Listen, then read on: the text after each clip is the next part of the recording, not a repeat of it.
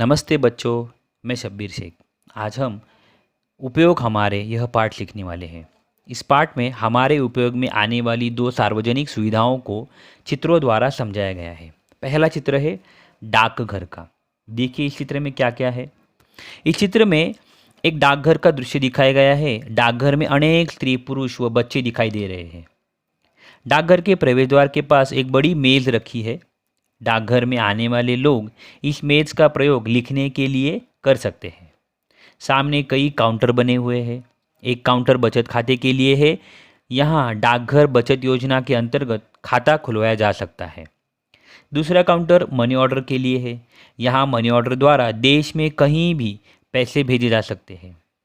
तीसरा काउंटर है रजिस्ट्री और डाक टिकट के लिए। रजिस्ट्री से भेजी जाने वाली डाक यहाँ दी जाती है। यहाँ अलग अलग मूल्यों के डाक टिकट मिलते हैं।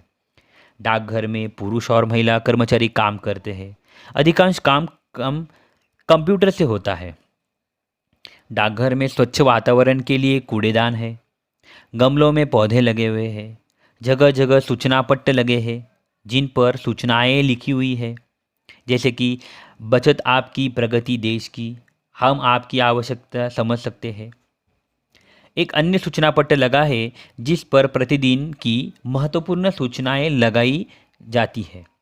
ग्राहकों की सुविधा के लिए दीवार घड़ी लगी है। आग बुझाने के लिए अग्निशमन यंत्र लगा है।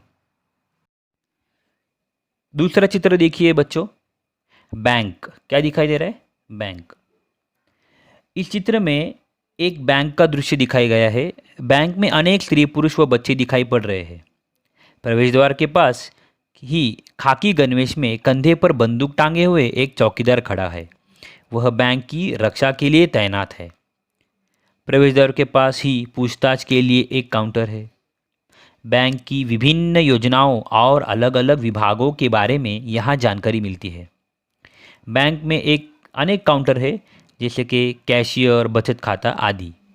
यहाँ बैंक बचत योजना के विषय में जानकारी प्राप्त होती है। बैंक में मैनेजर का अलग कक्ष होता है। मैनेजर बैंक का सबसे महत्वपूर्ण व्यक्ति होता है। मैनेजर के कक्ष के बाहर एक एटीएम मशीन रखी है। इसमें से पैसे निकाले जा सकते हैं। यह बैंक की एक आधुनिक शाखा प्रतीत होती है।